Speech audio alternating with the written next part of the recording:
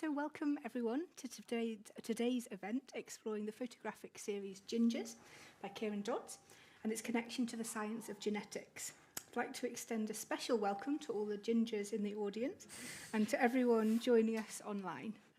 I'm Louise Pearson, a curator of photography, and I'll be chairing the event today. So 3 of Kieran's portraits from the series Gingers are currently on display in the exhibition Counted, Scotland Census 2022 at the Portrait Gallery. The exhibition was inspired by the questions asked in the census and explores the complex notion of identity. It's been an opportunity to celebrate who we are, what we have in common, and what makes us unique. So Gingers focuses on a physical trait, but it explores ideas around individual and national identity and the connection Scotland has with the rest of the world. So to introduce our speakers, so we've got Kieran Dodds, who is a non-fiction photographer known for his research-driven photo stories and portraiture. His personal work considers the interplay of environment and culture, tracing global events through daily lives.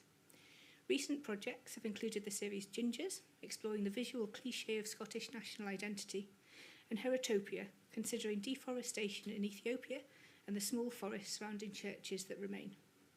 His work has been shown at the Scottish Parliament, Inverness Museum and Art Gallery, and the State Hermitage Museum, St Petersburg, and now at the Portrait Gallery, Edinburgh. Albert Tenessa studied agricultural engineering at the Polytechnic University of Valencia before coming to Edinburgh to study a master's in quantitative genetics and genome analysis. I'm not a scientist.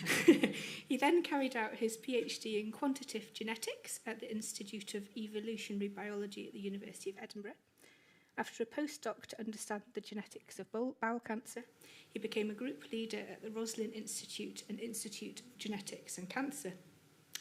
Albert's research aims to understand how genetic variation contributes to variations, complex traits in humans.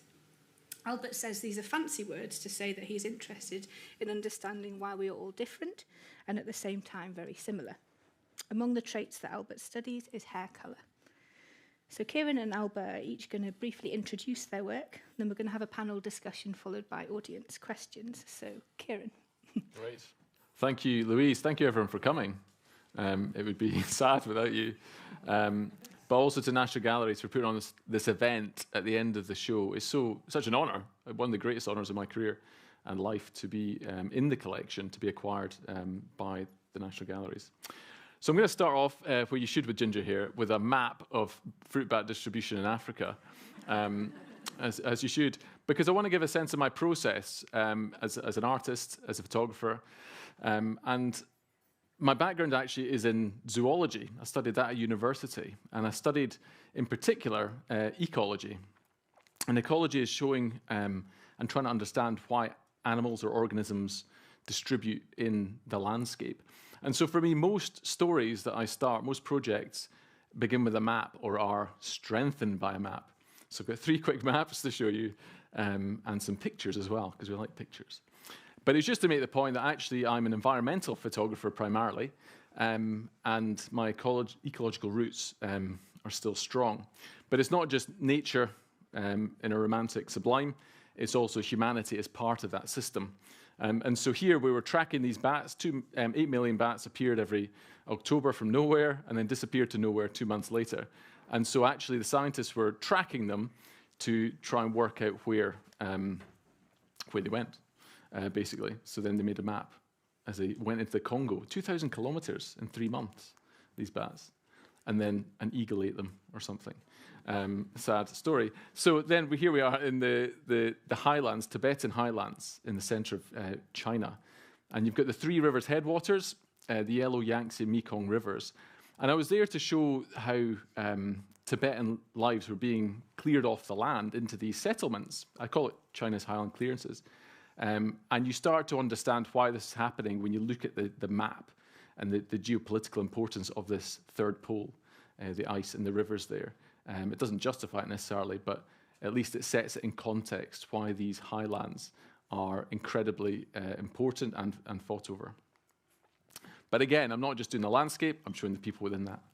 And then you mentioned as well the Church Forests of Ethiopia, that was a book I brought out just before Christmas.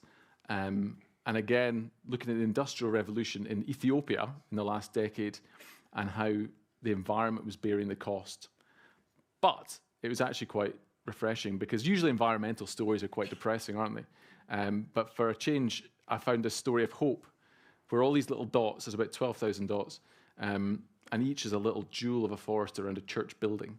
And so you've got this whole network across Amhara province, which is about the size of England and Wales.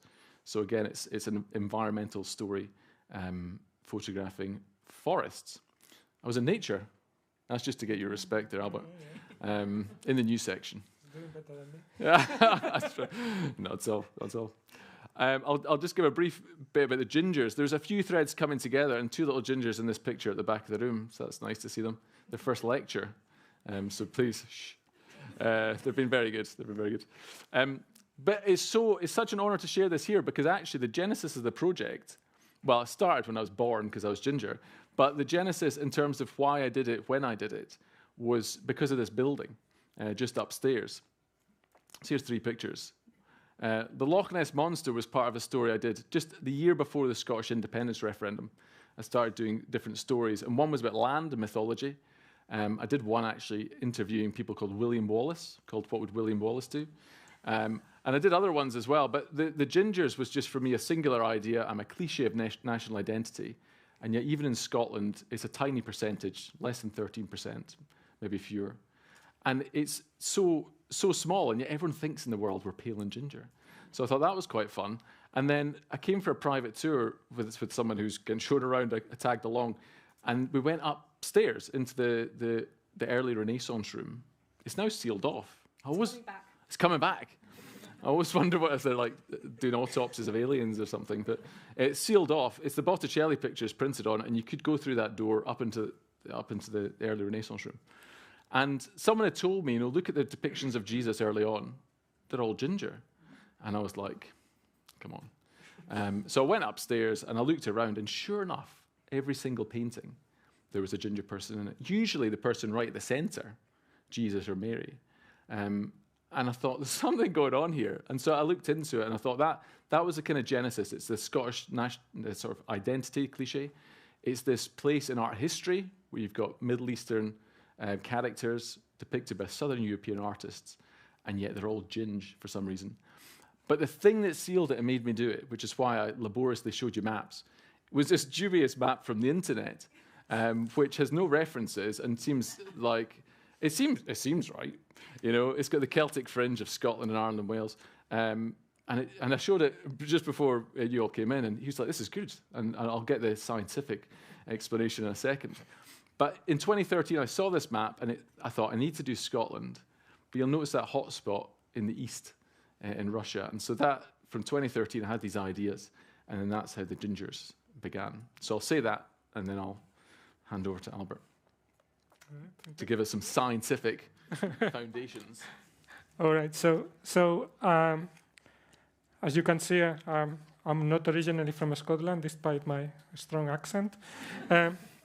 But I am interested in understanding why there is so much variation in humans. We share 99% of the DNA. Still, we are very different in hair color, eye color, disease risk, height, and many other aspects of how we look and how we age. And we started working on the genetics of hair color because a colleague of mine that was interested in hair color asked me for help with the analysis of the data. Maybe you haven't heard before, but in 2006 or so, there was started a big study called UK Biobank, where they recruited 500,000 people from the UK. And all of these people reported some traits like hair color, and their genome has been assayed, and that provided the background to do the largest study on hair color that had been ever performed. So in the UK Biobank, to give you an idea, there are about 16,000 gingers. or that they believe they are gingers. We need to trust them because that's self-reported. But what we basically did was comparing the genomes of the gingers to people with black hair.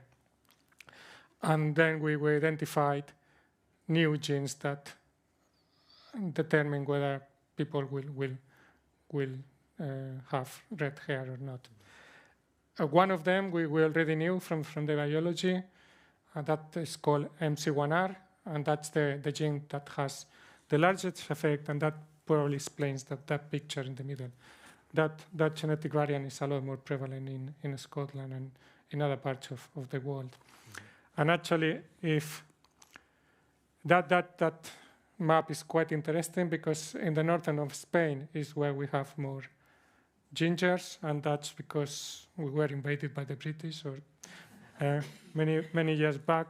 But there are 3 main points where we have lots of ginger in the brown part of the map. One is the mines of Rio Tinto in Huelva, and that's because they were run by British. The other one is in Murcia, which is just south of Alicante. And again, there's a mine-rich region that was run by British. And the third one is Menorca. And Menorca was under British control for over a century. Well, for about a century, for the most of the 18th century. So that shows that some of the genes brought by the British remained in Spain. How? I'm running out of time? Yeah. All right, okay. So how the hair color is basically determined by 2 pigments that we produce. One is a black pigment that is called eumelanin, and another pigment is called pheomelanin, and that's red. And the different proportion of the 2 pigments that we produce is what determines our hair color. So black hair people produce don't produce much of the red pigment, and vice versa, red hair people produce a lot more of the red hair color. And blondes, and they are halfway in the middle. There's also that also changes sometimes. So you will have seen animals that have the hair is of different colors. So it might change as the hair grows. The distribution of production of one of the pigments or the other changes, and that's what gives this kind of brownish color that some animals in the wild have, that make them being able to camouflage from predators. The other thing that is important, so that there is all of these 2 melanin pigments that I was telling, the red and the black, to be produced, they need another hormone which is called tyrosinase. And people that lack tyrosinase, for whatever reason, those are those that are albinos. They cannot produce none of the pigments, and that's why they have white hair. Also, another important thing is that I think gingers have much lighter skin. That's probably an evolutionary response. As you go north, there's less sun, and when there is less sun, you produce less vitamin D. So lighter skin makes you compensate for that. That's why, for instance, children of dark hair color people in the UK, sometimes they are offered vitamin D supplements because they cannot produce as much vitamin D, because the dark skin color prevents that from happening. And finally, obviously, white fair people have a lot more risk of developing a cancer called melanoma, which is a cancer of the skin. And that's again because the black pigments in the skin, those kind of are protective of UV radiation, and people with fair skin color don't produce as much. So that's me, I guess. Sorry, sorry if I don't. Yeah. I think we all needed a bit of a reminder of kind of the genetics behind the red hair gene. So I think kind of a good thing to start with was to ask Kieran how much you knew about the kind of genetics and how much that's influenced the series as you've developed it. Whoa. It's quite a big question. How much genetic? Yeah, I think, so there has been, I'll put some ginger people up. Oh, yeah. That's the background. There's a setup. I used that in all. I just borrowed halls off people. It's one light, one background, and a lot of people. So I'll put the Mackays up. What's the question? How much you were thinking How about much I was genetics thinking when about you were doing genetics. the Yeah. So I think obviously the first thought was I'm ginger, and so genetics was a big part of that. But then I quickly went on. So it's foundational, basically, to that, obviously.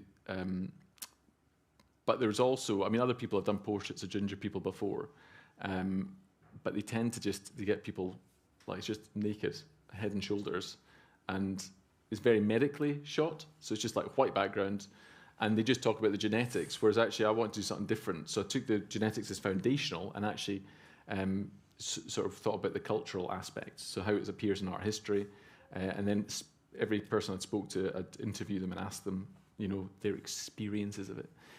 Which became like a ginger support group. You're sitting there and you're like, oh, how are you feeling about it all? But it was good. It's good for all of us, actually. But then the genetic part, as the story grew, so I started in Scotland for the independence referendum, but as I went to other places, and these are all, I went to Dundee, all the way to Dundee, and then obviously the Russian part, and even London, actually. It was in London I met people from all over the world. Gilad Belkin, who has also been acquired by the gallery. He's hiding away, waiting for his moment. He's coming. That's a lovely portrait. He's the one who looks a bit like depictions of Jesus, but he's from Israel.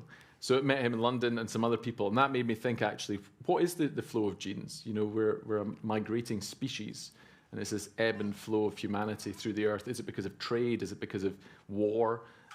Or just necessity and curiosity we move around? So so genes it was there throughout. It runs through it like our genes. And I think, obviously you've talked in the project that, you're ginger, that your daughters are ginger, and it feels like quite a personal project. So I wondered if there was kind of aspects of that you wanted to talk about. Yeah. Well, my parents are fruit bats. So, obviously the ginger aspect, it's funny, I think nowadays it's good to have, you can tell the story. I think there's this thing with ginger as well. You can't even use that word because it's. Ask you about that later. Yeah, I'll wait. Whenever you want. Right. But it's. I feel like I could use that word because it is for its descriptive power. Because red is like a letterbox or like a fire engine, whereas ginger has this kind of richness, this spectrum, this kind of range.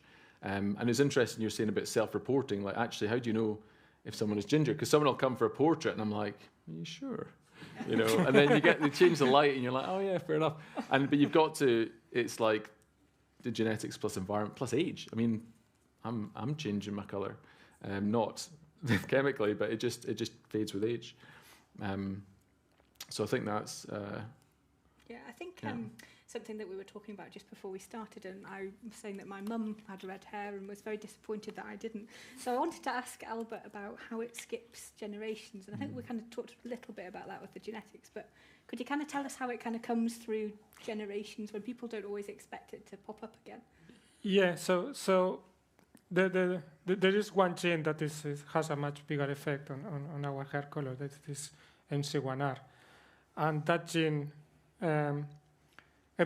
everybody has two copies of the same gene. They are like two versions. I always explain as two versions of the same song. So one version could be sung by Dolly Parton and the other by, whoever. Okay, so we have two versions. We get one from that, one from Mom. There's one version that this is red hair color, but you need the two versions of the red hair color to have red. So if your two parents have the two copies, the two versions of the red hair color, the children most likely than not they will have red hair. If one has red hair color and the other one has brown hair color and has one copy, then 50% of the children will have red hair color. but they might have brown hair color and have no copy. So then the children all will have one copy, and when they have children because they married with someone that also has one copy, 1/4 of their children will have hair color. Obviously, we don't have many children, so there is a chance that if you only have one children, well, you're unlucky. You don't have, That's all right. so that's how So it's usually my dad's happens. fault. Probably yes. Find it out, yeah. I wondered if we could show Jack again. Jack, yeah. Yeah, so Jack, Jack Manon. when you know, the recording of the interview that you did with him, he really talked about how he felt connected to his granddad because of this kind of ginger hair. So I don't know if you wanted to talk a little bit about the portrait that you made with him. Yeah, Jack was he's in a wheelchair there. He's got cerebral palsy, and he was just the sweetest lad and the strongest lad. The look in his face there. So I met him in Dundee, and his mum was there, and it was, I'm a Scotsman, so I don't get emotional that much. But with Jack and his mum, just the beauty of the bond between them, as he's explaining all the operations he'd been through and things, and then the family connection, that real strength with his granddad. He was just a great lad. I'm so pleased I met him actually, and he was part of a show which was put in the hoardings in Mary Slessor Square in Dundee. But he always stood out, not just the intensity of his gaze, but also just that fierce bond between his mother and him. And I got quite emotional. I actually cut the interview short because I was welling up. I was just like, okay, let's take a picture, which maybe isn't what I should have done, but it was choking up. So. And I think we're to come back to the Ginger's name. Obviously, that's the name of the series. And I think that, looking through the portraits, most of the sitters talk about a kind of pride in being ginger, and they voluntarily came forward to have their portrait made. So I wondered if we could talk a little bit about why you decided to use that word, because obviously sometimes it is used as a derogatory term. So it kind of felt a bit like it might be reclaiming the word. And I don't know if that's how you felt about it. Yeah, it is. It's reclaiming it a bit. Also, art's meant to be a bit controversial. You meant to rile people up slightly, but I just thought that wasn't my motivation. My motivation was I just thought red is frustrated me over the years when people say red, because I just think of like scarlet red, blood red, whereas I just felt like this especially seeing the paintings, I think that was it. It's golden. It's like a hairy halo almost. It's this amazing golden thing. So I thought I'll try and reframe gingers to be something of that beauty and the depth and the sort of spectrum of colours, rather than just saying red. But it's funny because it's been published various places, and the headline writers always change it to red hair, or like I'm just like, use the phrase, But I think people probably in here, you feel a bit like, can I say that? Yes, I give you permission. But for some people, it has been, and they found it. Not many have written to me and said they find it an offensive term, but people have come to me saying usually they would see it as that, but they start to embrace it as a good descripter. Yeah, and rather because people have called me ginger, whatever over the years. It's been thrown at me. So I thought I probably shouldn't say in front of kids, but yeah, it's trying to reclaim that a bit.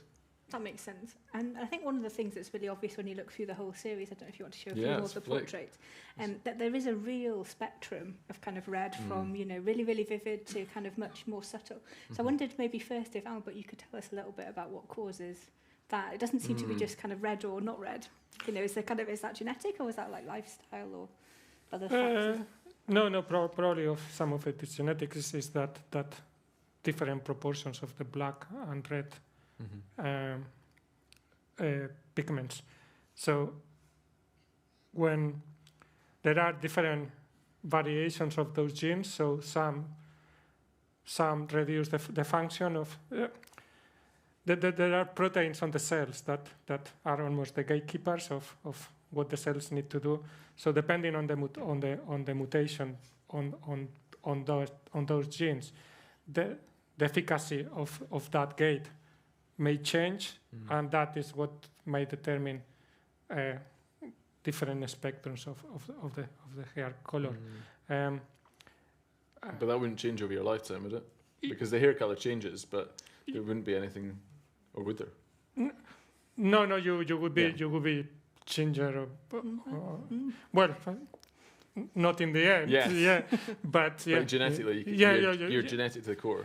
You're ginger to the core, but your hair color might change, but it's Yeah, well, maybe so to speak. in adulthood it doesn't change. But during early years, the hair color changes. Yeah, it does. Well, my son was not ginger; he was blonde when he was born, and my wife was so upset. And I was also blonde when I was born, and now look. So it changes on the first years. It changes, and we really not understand why. Mm-hmm. So more Why that research has come maybe. about. Some genes turn on and off. Yeah, Interesting. maybe some kind of evolutionary advantage as well. Yeah. Because I think, I think what makes the series so beautiful in many ways is that this dark background and this very,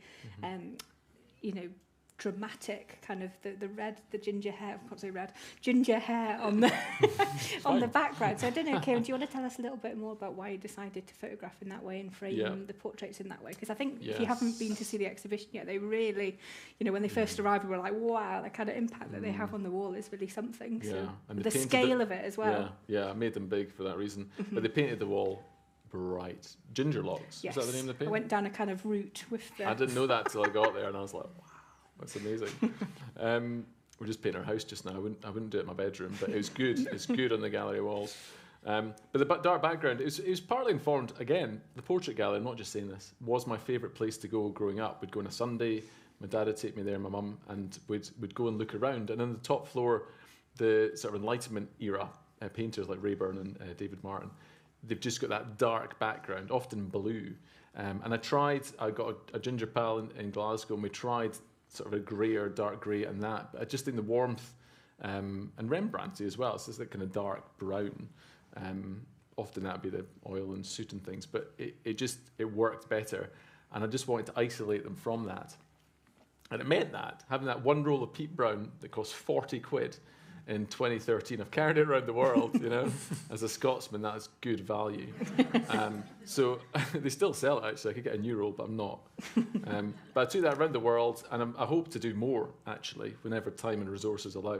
I've got a visa to go somewhere. So it's just using that setup, keep it simple, and use that dark background.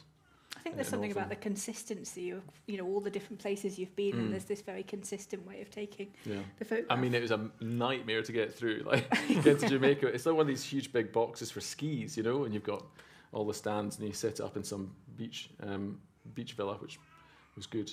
But yeah, it means it's worth it for that effort. Yeah, definitely. But trying to get it to arrive in the middle of Russia is quite an effort. I think kind of following on from that, we haven't talked much yet about how you kind of took it from Scotland to the rest of the world. So if you want to kind of tell us a little bit about some of those travels. Do you want a map? Yeah, go back to the map.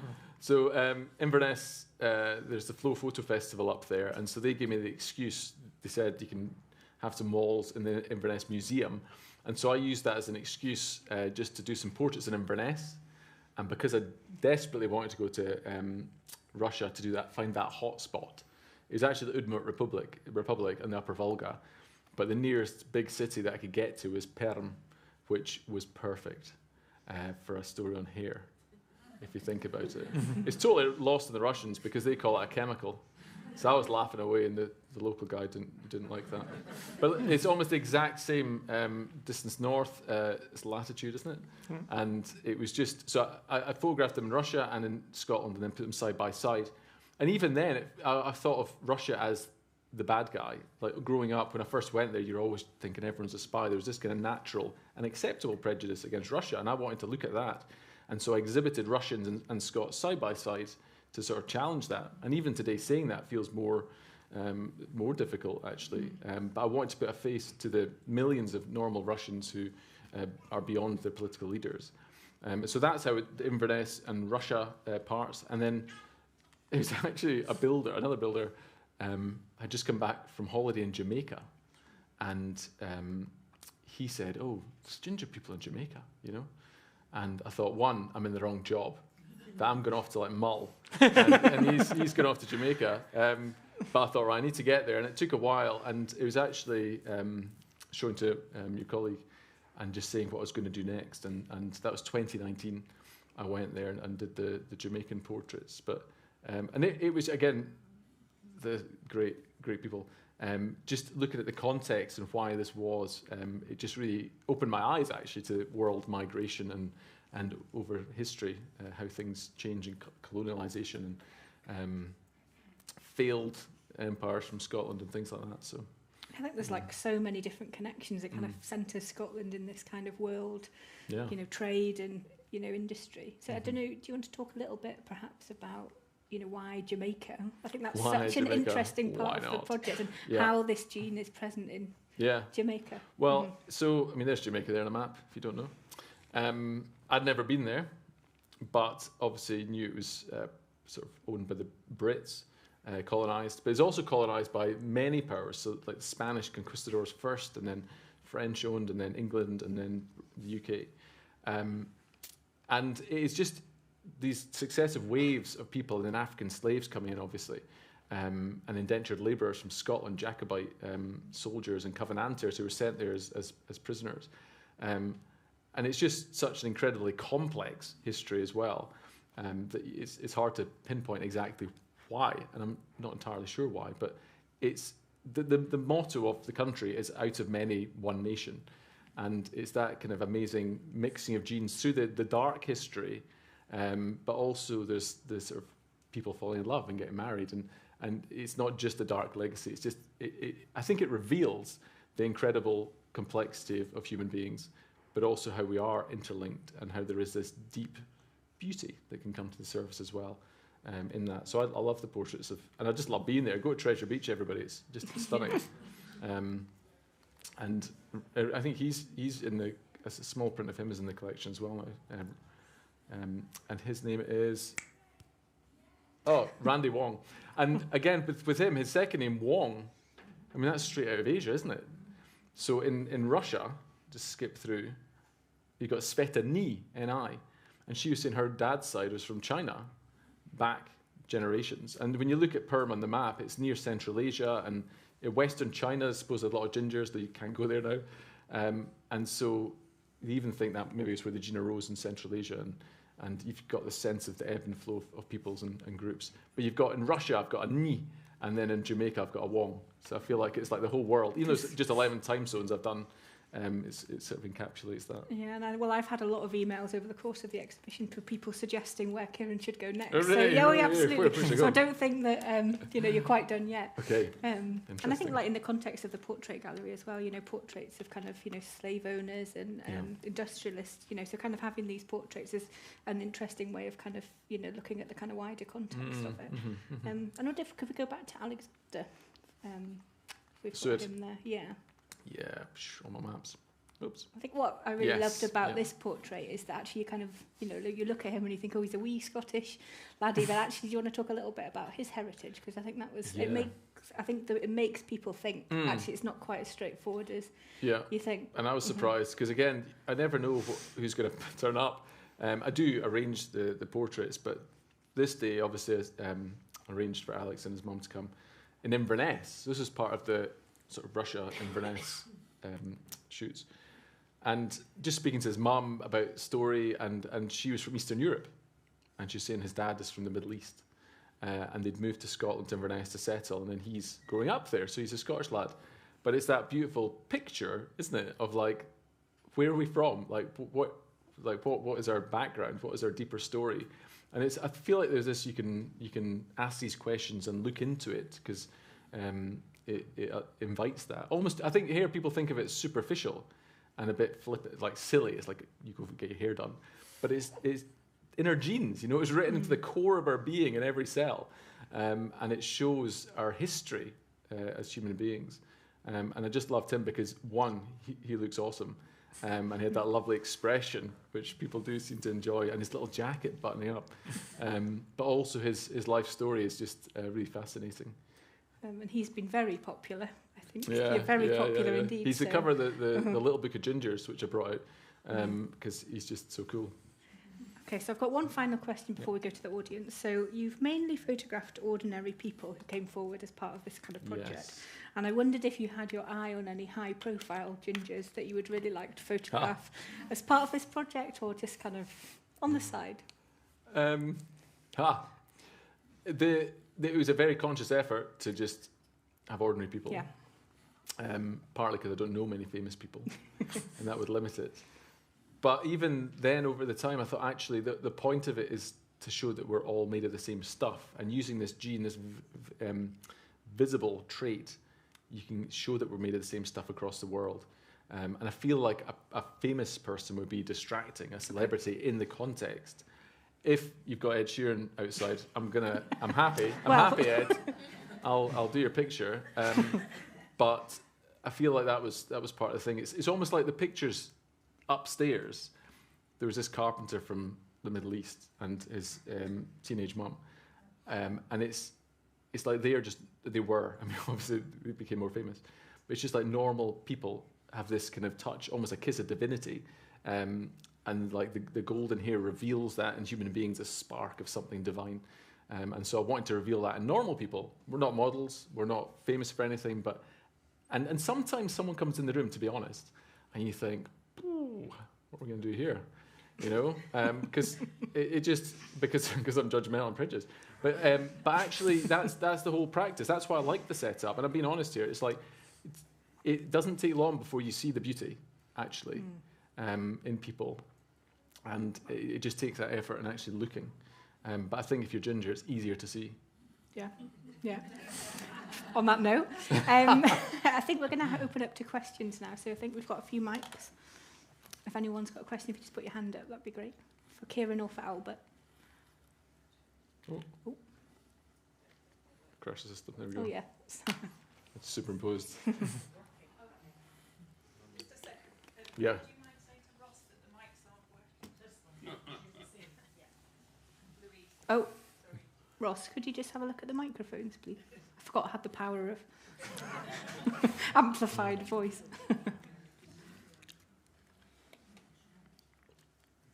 Come and use this one if you want. While you're waiting, could I ask a wee question? Go for it. I'll do it loudly. I personally didn't like the term ginger. You can't tell from this, but I had red hair. I always called red hair as a mark of being different. You're reclaiming ginger, and I'm growing towards it.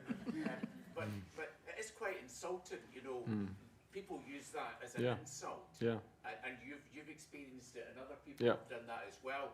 Do you think that a project like this will make it softer, make it easier for people?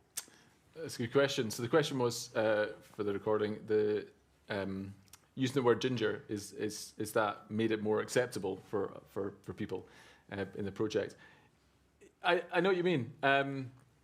I think from what I've heard from people getting in touch, I think the fact that I've put it in the context of this, it's a global story. So, for example, the people who really struggle with it are teenagers, people coming of age, because it's the thing that makes you stand out. And so it's like the target for bullies. And so sometimes on the shoots, you'd have people who are going through that, and they might not say it, but their mum will. And so often after, I remember one lad, the mum emailed after just saying, you know, thank you for that. He's walking taller at school now. And you get that quite a lot, actually. And it's just that feeling of you're showing people they're part of a bigger story and a global story, and they're amazing. Because if you're on your own with it, it seems a bit mad. And really, if ginger is the best insult someone can come up with, you think, come on, try, you know, ginger, whatever. But you just think, well, yeah, it is. It's a different colour. So that's partly why it is, and it's partly just the Scottish nature. I'm just like, come on then, come up with a better insult. But I do understand some people do find it quite upsetting. But that's why, hopefully, the project itself, the way it's captured and the way I've gathered it together is sort of redemptive in some way. Yes, we've noticed there's a lot of ginger Jesuses portrayed in art, and that Ashkenazi Jews have there's a lot of ginger, you know, as Jesus apparently is portrayed, and Muhammad, Muhammad apparently this is it's something to dye your beard red if you're a Muslim in order to be like Muhammad, we wondered if you had any idea why that should come about. Why would red or ginger be seen as some kind of divine connection. I think in the paintings, it's interesting because I don't actually think Jesus was ginger, because the painters, I think, were doing something different. But it just astounds me that no one's really researched it. So I found a book. I spoke to some art historians, and they just thought I was mad. But they also were helpful and gave me some books. But the books talked more about Jesus' haircut than the hair color. So it's long hair, he's like merciful and whatever. If he's got a crew cut, it means he's in the 20th century. But it doesn't actually talk about the color of the main character at the center of this painting.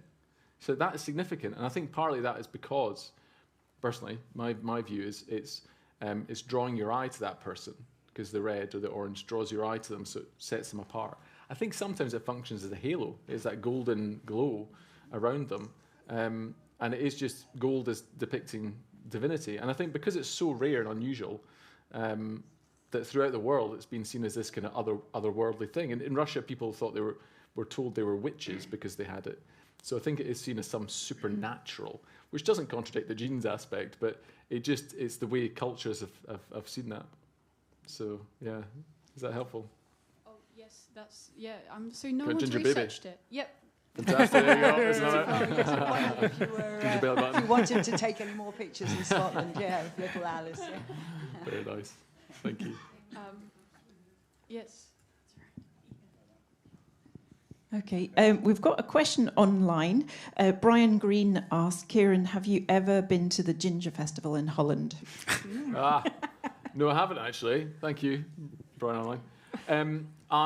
But the little book of gingers, which have just printed, which is in all good bookshops, in the National Galleries, it was actually printed in Breda, where the Ginger Festival used to be hosted. So that was the link. I've been to the Redhead UK in London, where I did the shoot, but I've never actually been. Maybe I will. Yeah. I see. Mm-hmm. Have you been to it, Brian? Mm-hmm. So there are various... Wait, I think somebody's... Hold on, sorry. I think...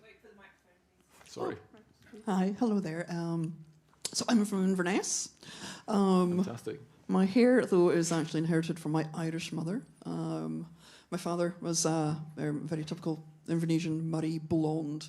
And I do find that I can probably identify those two types just by sight. So if I see somebody with sandy colouring, I think they're Irish heritage.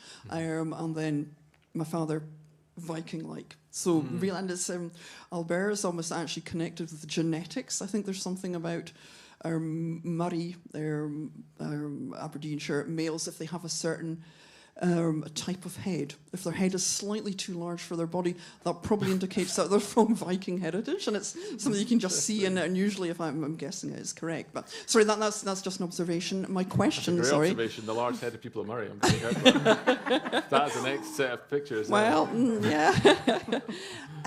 So I do have two questions, if you don't mind. One for each of the speakers. So Kieran, just following on from this lady mentioning the kind of religiosity aspect of it, and you were mentioning the halo. So when you're actually, technically, when you're taking photos, you mentioned the background being the same with your beloved Pete Brown background that you take. Lighting aspects, was it the same for each of your subjects? Did you deliberately choose to use almost the same technical specification for lighting and refraction, however that works? So that's a question for Kieran. And then for Albert, when we're talking about the kind of the ginger diaspora and the genetics that come through, and you were mentioning Spain and then also Jamaica, there's been probably the two, if we can take examples. You were mentioning they're probably centred around about the 18th century in terms of invasion or the slave trade, triangular trade when it comes to the West Indies. 18th century through to, the 20th, 21st century, that's only just a couple of hundred years. Is that something that is quite special in itself, in terms of perhaps you would say the speed of the ginger genetics going through somebody's genetics in a space of 200 years to enable to produce somebody like Jamaica who has mixed race coloration, but their hair happens to be ginger, or in Spain where we tend to think it might be darker haired, darker complexioned folk, But then with the ingress of the British, as you say, in the 18th century, that turned the coloration just in the space of a couple of hundred years. Is that really the sort of speed that works? So sorry, those are my questions. I was going to say the Jamaica link was actually from Professor Rees at Edinburgh Uni. I'd spoken to him and read one of his papers on melanoma in Jamaica. That's why I first thought of Jamaica to go there, actually. So it's actually, that was the inspiration for it. But I think it was before the 18th century as well. Like the Scottish Darien colony was the end of the 16th, wasn't it? And so like that failed in Panama, and they would go up there. And even before that, the conquistadors. So I think there's quite a few centuries. But yeah, the Celtic invasion of the north of Spain was before the 18th century.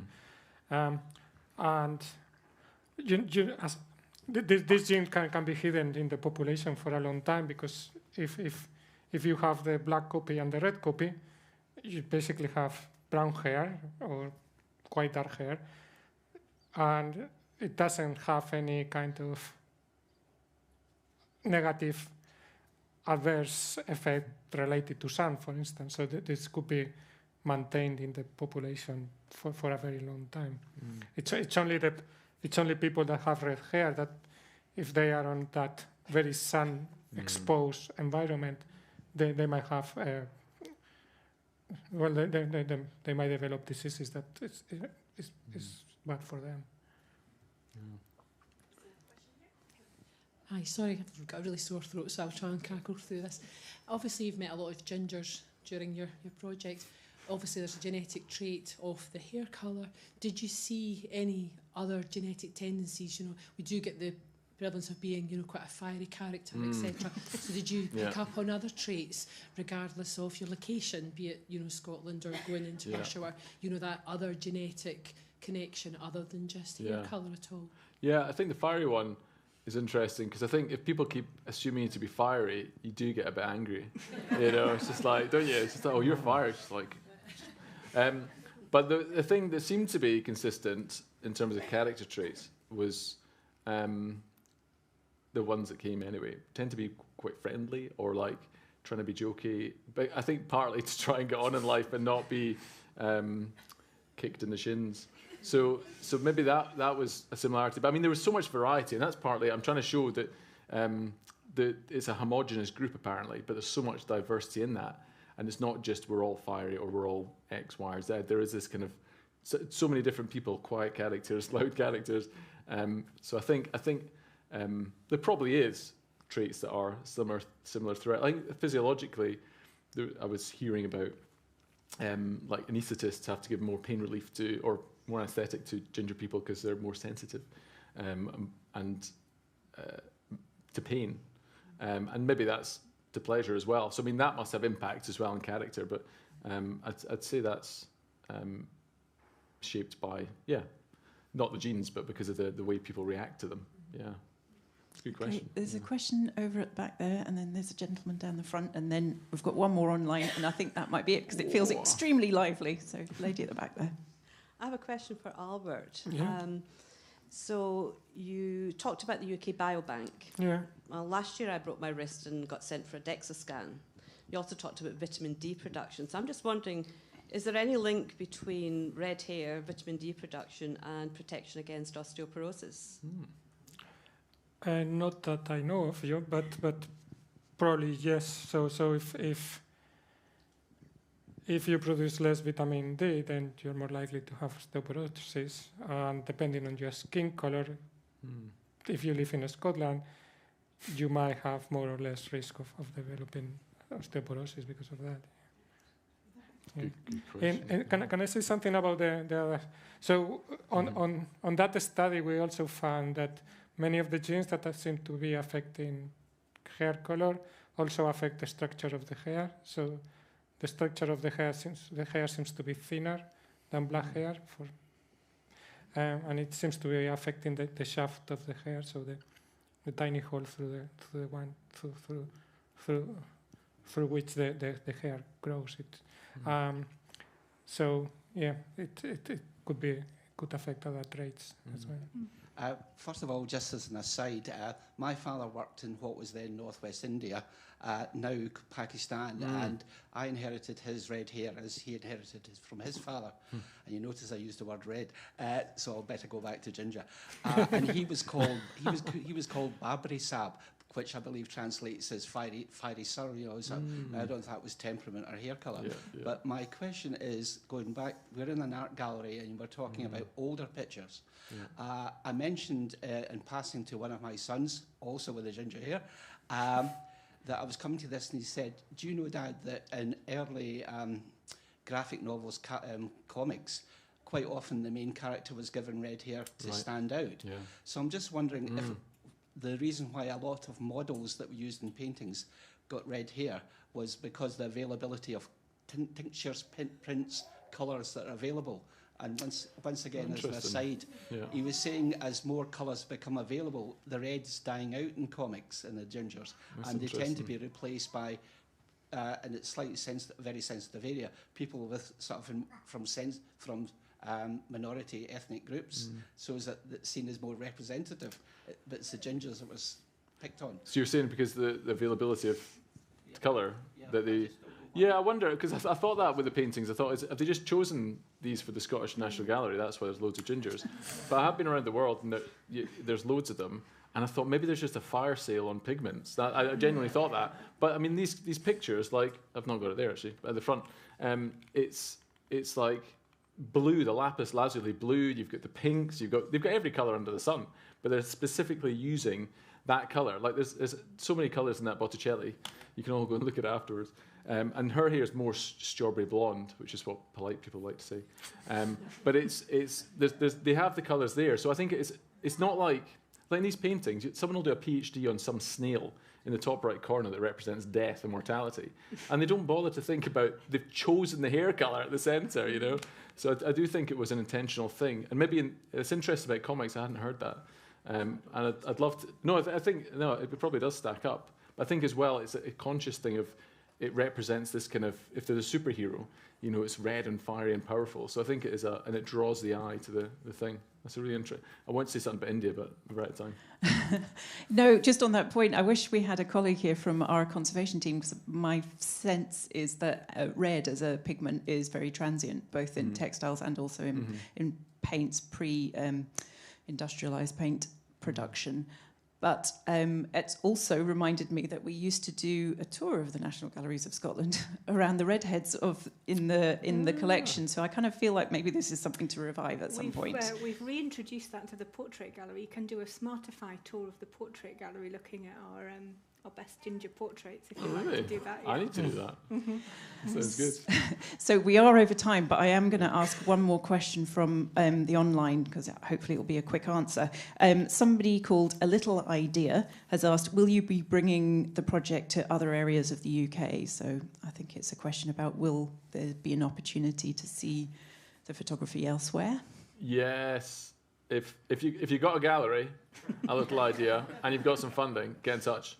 No, I'd love to do it loads of places. I want to go overseas for the next bit, but it's just always a bit time and resource. I've got more ambition than funding, so yeah, I want to. It's a story. Last thought, it's a story that carries me along. It's like I'm not in control of it.